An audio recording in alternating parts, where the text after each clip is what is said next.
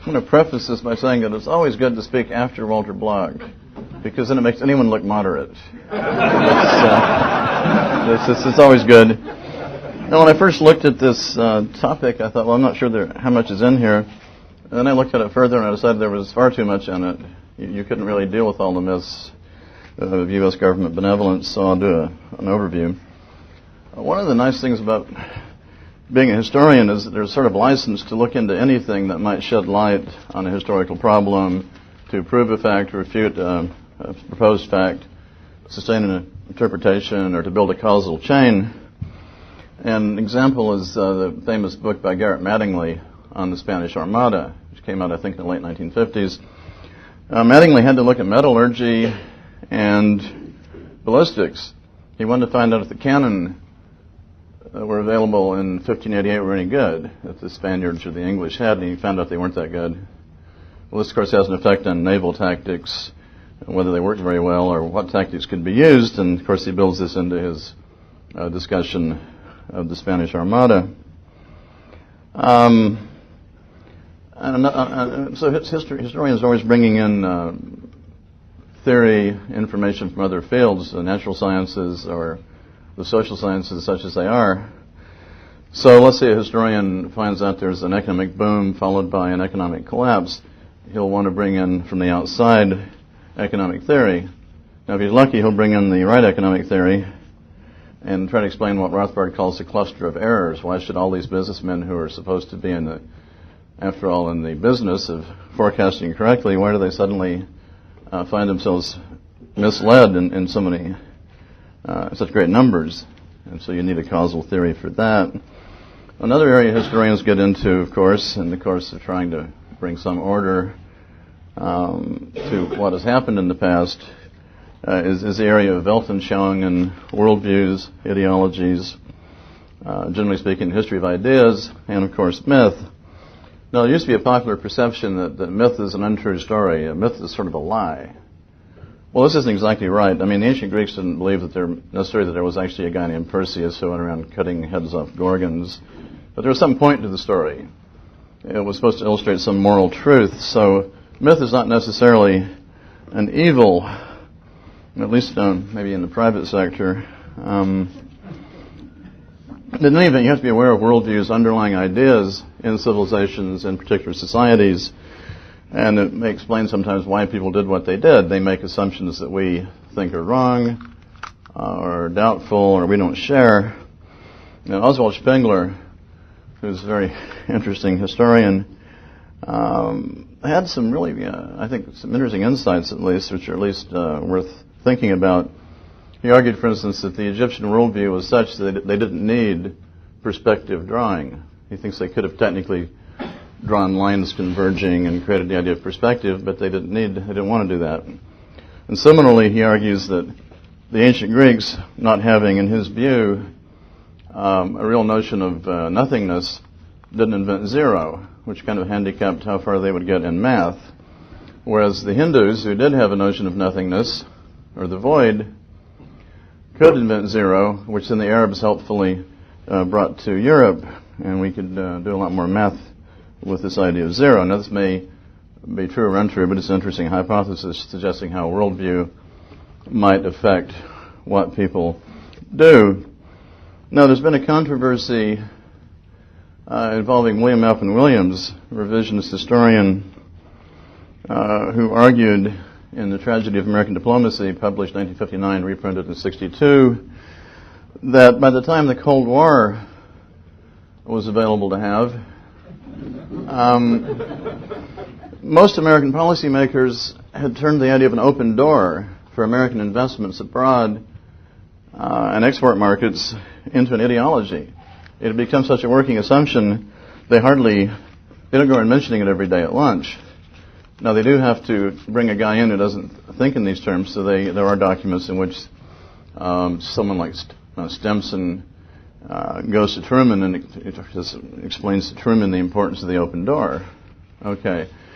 So other historians then said, well, Williams is just making this up. They don't mention the open door because that's not really anything that concerned about. They're really defending peace and freedom, and there's a lot of other things on their minds. Well, sure, there's some other things on their minds, but nonetheless, Why would someone like James Basovich write a book just a year and a half ago which centers on the ideological theme of openness? And by the time Basovich surveys the administrations of Bush the First and Bill Clinton, not only does American policy demand an open door for exports and investment, it demands everybody be open generally. They must be transparent. They must take a Fukuyama turn and adopt transparency and trust, the cowboy way. Whatever it is, straightforward speaking, they've got to all adopt us or we can't trust them, and then world history can't go on its scheduled path. So it seems to me that Williams had a point that even a simple or a large policy construct like the open door can take on mythic and ideological dimensions. And this brings us to myth then as a tool of power. And this brings us to the sociology of the intellectuals. This is an interest of Murray Rothbard's. Particularly begins to write about this in the mid-60s, so in The Anatomy of the State, 1965, and in a neglected essay, The Great Society, a Libertarian Critique, in 1967, he discusses the role of the intellectuals, and he'd been corresponding with a fellow named George de Huchar, about this, and de Huchar famously did a very large collection of essays. I think it's just called The Intellectuals, but we have a copy here. And wanted to understand the role. So Rothbard's interested in what the intellectuals do for the state. And he reasons like this, that, almost quoting him, that on the free market, the income of the intellectuals is somewhat precarious. And they don't necessarily all want to go around with a tin cup teaching philosophy on the street corner like some ancient Greek. So they tend to find out they can ally themselves with power and with the state and have a steady income, a predictable income, a large income, provided they do what the state wants them to do, which is to rationalize and justify what the state has been doing or will do next week, and so on, create mythic structures and narratives that support everything that the state has been doing. And you see this also with any new nationalist movement. Anytime there's a nationalist movement developing, somebody has to invent a new history. Maybe the Czechs in the mid-19th century, and you prove that the Czechs have always been wonderful and always been picked on and no one else was very nice. And any nationalist movement will do this. And of course in the United States in the 20th century, there's a little red thread that runs through a lot of the creation of myth. And this is called the Rockefeller Foundation. And really I didn't think much about this until I started looking into the background of the various social sciences. And everywhere you look, there's Carnegie, Rockefeller, a couple other foundations consciously attempting from the 1920s forward to direct the course of social science, the structure of departments, the nature of the research, the topics, to direct this to various ends, which they, in some senses allies of the state, will find useful. And they're particularly interested in empirical research, because empirical research, you get numbers and you say, look, we've spotted a social problem. These numbers, something's wrong and there's a social problem, and the state must step in and intervene in some way that accidentally helps our friends or expands the power of the state. So Rothbard had a famous exchange with, I think, George Stigler, a famous critique, I think 1961, the Southern Economic Journal, which Rothbard denounced across the board the whole notion of statistics and statistics collecting for these purposes. Okay, now this also leads me to the observation that this means that the state operationally is somewhat larger than the state apparatus. It's larger than the bureaucrats and personnel actually paid formally by the state. It begins to include everyone that's subsidized, everyone that's allied to the state, everybody that's got a handout waiting for the state to adopt their corporatist project, and so forth. So we begin to approach something like the notion that Louis Althusser had of the ideological state apparatus. And a couple of my colleagues think this is an intriguing concept that we can hijack and use, even though we're not going to become structural Marxists, but the notion is intriguing. So what are some of the myths? Well, we come back to benevolence. It's part of the title. Well, there is benevolence. There's a lot of private charity in this country, but what's interesting is that there's a number of places on the web where you can look at indexes of private charity. And I have to find the correlation interesting. Again, we know that correlation is not necessarily causation, otherwise we'd have more respect for sociology than we do. But nonetheless, it's interesting that by some indexes, the highest rate of private charity is in Mississippi. And you go through a whole set of southern states and western states, so Utah, Alabama, they're all in the first 10 or 12. Where's the lowest rate of private charity? Seems to be in the upper Midwest and Massachusetts, places like that, where they seem to take the attitude that it's the function of the state to solve these problems and do charitable giving. And so it's a different worldview, apparently. I just find that interesting. Again, maybe this doesn't necessarily prove anything. It raises a question. So we can say, well, yeah, the American people have a lot of merits and good qualities. Generosity is one of them. But lately, when this sort of thing is said of the American people, it's usually said by state spokesmen for various state policies, kind of patting us on the back on the way to a different conclusion, which is that the benevolence in the end can be attributed to the government. And I think that is a problem. Now, in drawing up a list of these sort of justifying myths, I found there were quite a few. Some are subsidiary to the others, some are small myths, some are huge ones, so I'll try to just cover some of the ground in a sort of survey-like fashion. Well, an original myth is the kind of Millennial Republicanism that comes out of New England during the American Revolution, so that there's a kind of synthesis of millennial Protestant themes as understood in New England with Republican politics. And this could just, in practice, amount to saying, well, we should just have a freer society and develop the economy and be a good example. It doesn't necessarily mean at that point that it has to be imposed on anybody by force who hasn't understood these achievements. But it's sort of lying there as this millennialist theme that later on sort of metastasizes into a kind of U.S. mission of world salvation. And this seems to be a problem in eschatology. And Murray Rothbard, again, got interested in this, I think by the mid-1970s, certainly produced an interesting essay on Karl Marx as an eschatologist. And it seems to be the key point to a lot of difficult books by Eric Fugling. The key point seems to be that it might be a mistake to take eschatological doctrines about final things and end things and bring those into secular politics. This could be an error. It might be misleading to do this. But this is an underlying theme that runs through a number of critical periods of American history and has come back to plague us now. Now there's the myth of the Founding Fathers. Well, why don't we just say there's like 70 or so guys meet in Philadelphia and draw up a document which worked if it worked for a few decades. In my view, it didn't work in any reasonable sense past 1860. Some would say it didn't work as soon as the first Congress met and began passing laws that were quite different than what had been sold in the ratifying conventions. But it wasn't so bad. I mean, I'm not here to pick on the Constitution. But nonetheless, the myth of the Founding Fathers is these sort of superhuman geniuses of the First Order seems to have been created by the founders themselves. They were not above self-promotion. And there's an interesting essay by a historian named Jesse Leanish, who's rather fonder of the anti-federalists, that makes this point, I think, rather effectively. Well, the next step in this business was that the Constitution itself became the center of a kind of cult, with the Supreme Court as a berobed priesthood going and reading the entrails and the chicken flight patterns, and the Supreme Court finding out what it really means, because apparently it's not obvious on the face of it. It's all very difficult.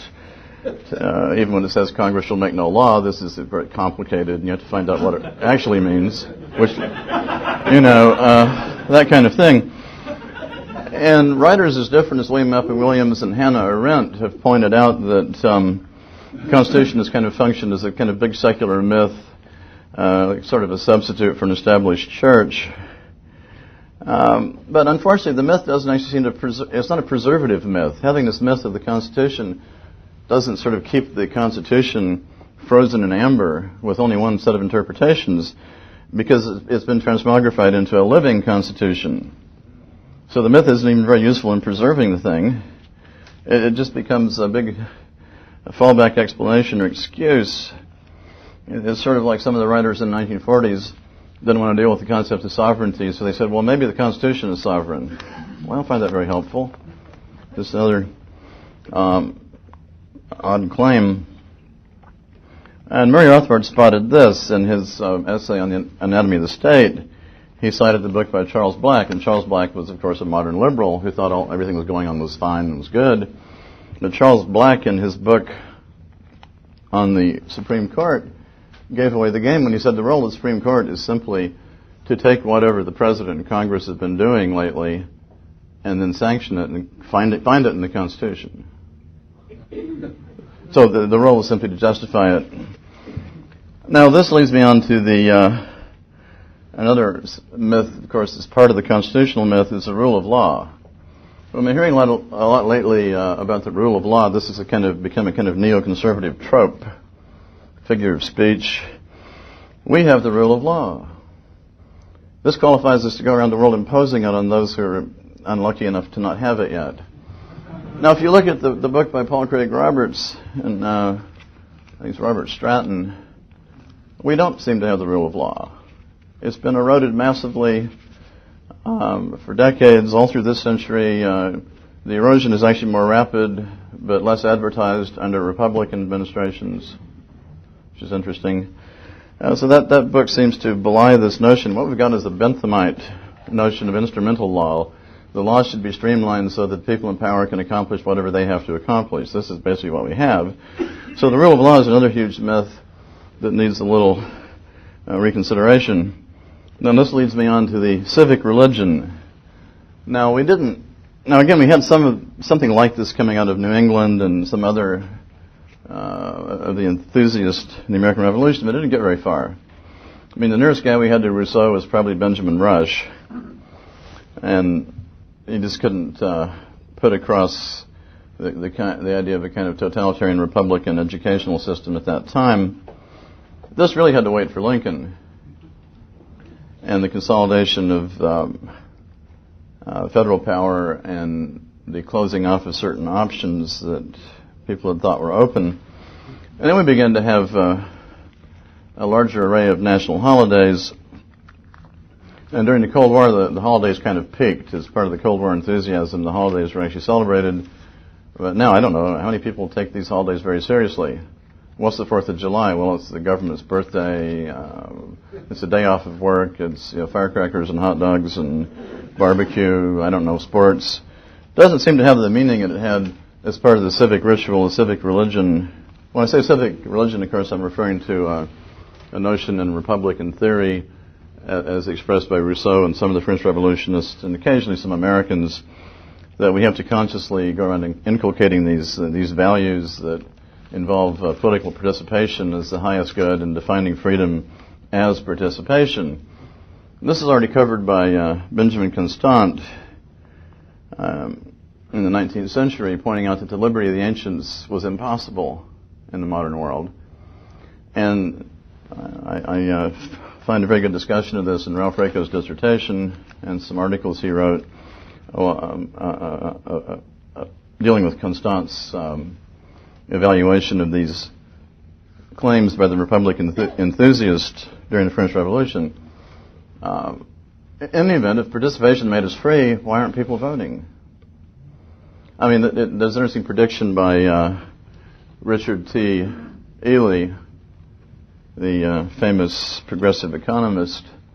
He said that government was weak and contemptible, but when government was strong and active, better people would join the government service. We'd get better quality of bureaucrats. And then people would be enthused and they'd go out and vote.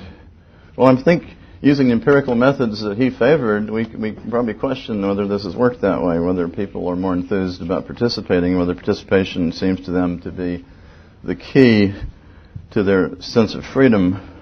Okay, now that got me I have to come back to one of the myth, of course, of Lincoln and saving the Union and then dying martyred, and it's all got a lot of religious overlay, and this is huge. So I'll just mention that it's so huge that it takes, you have to have when you do a book about it, as Tom did, you have to call it the real Lincoln because it's very hard to find him. You know, where is the real Lincoln? Well, he's not the guy who's become the center of the American civic cult. He's a little different than that. Okay, now World War I, you don't get a lot of myth out of that. Too many people were disillusioned, thought that hadn't worked out very well. The only usable myth that may have come out of World War I, at least in some circles, is the idea that, well, it's horrible shame that the Senate didn't ratify the Treaty of Versailles, and this led on to all sorts of horrible consequences, and we didn't join the League of Nations, and so this is sort of a negative myth of what happens when you don't do the right thing, and the government isn't able to do as many benevolent things. And that leads me on to two more counter myths about the 1920s and 30s. And by a counter myth, I mean a myth that, again, illustrates the absence of U.S. government benevolence and the terrible things that happen if the government isn't doing these interventions at home or abroad. So the first of these negative myths is the myth of laissez-faire, that the Republicans and Herbert Hoover were presiding over a free market economy, and these don't work, and that led to the Depression, and the New Deal saved us from all that. And in those same years, these same blind Republicans were pursuing isolationism, and that led to all sorts of horrible consequences too. It's hard to explain on a lot of the interventions in Latin America in this period, why we had gunboats up the rivers in China if we were literally pursuing this sort of policy at the time, but nonetheless it's one of the myths about the consequences that are supposed to follow from the absence of benevolent intervention. And again, Murray Rothbard was a great pioneer in Hoover revisionism, showing how little Hoover was a laissez-fairist and Hoover's a moderate corporatist, but then he was outflanked by the New Dealers who were more serious about their corporatism. Leads on to another foundational myth, that the New Deal cured the Depression, or the New Deal saved capitalism. You know, you've all heard this. And a fallback position, of course, is that if that doesn't sell, people will say, well, at least World War II cured the Depression. And this came up yesterday. I won't go into that. There is a very good paper by Robert Higgs. I'm sure there's others on that. Okay, but then World War II, we have the myth of the greatest generation. Well, I happen to like people from that generation. My parents were in that generation. But to arbitrarily single them out and call them the greatest generation is just an attempt to hijack these people, these actually existing people, in the service of state mythology. It has very little to do with them as they actually were. Okay. Now we come into the Cold War, about which there is also, I suppose, some mythology that's grown up. The Marshall Plan. Again, on the surface, this is supposed to be this open-handed U.S. government benevolence and generosity. Then you find out about the role of the cotton exporters and how the grants of money to these European countries were tied to their buying American exports, and the whole thing begins to look, at least in part, like an export subsidy, because again, the policymakers were under the impression that without a certain quantity of export markets, the market was unsustainable at home, and in effect, they're looking at this open door as the solution to this again. I mean, there's nothing wrong with foreign trade. Markets are nice.